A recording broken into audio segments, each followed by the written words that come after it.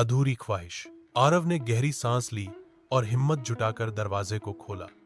दरवाजे के पार एक अंधेरी सुरंग थी जिसमें दूर से किसी के रोने की आवाज आ रही थी।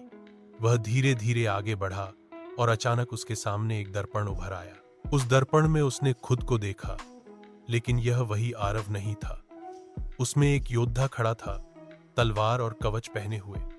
अचानक दर्पण में आवाज आई, तुम्हारी अधूरी ख्वाहिश सिर्फ तुम्हारी नहीं, पूरे गांव की है। तुम्हारा जन्म एक योद्धा के रूप में हुआ था, लेकिन पिछली जिंदगी में तुम अधूरा छोड़ गए थे अपनों की रक्षा का वचन।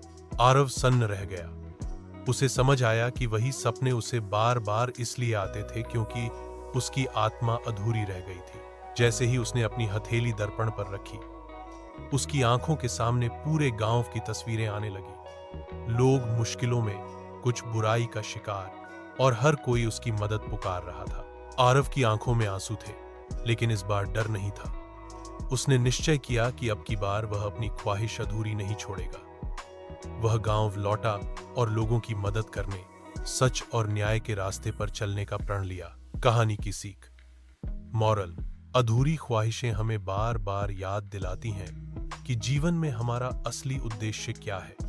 अगर हम अपने डर से पीछे हट जाएं, तो सपने अधूरे रह जाते हैं, लेकिन हिम्मत करके आगे बढ़ें तो हम न केवल अपनी बल्कि दूसरों की जिंदगी भी बदल सकते हैं।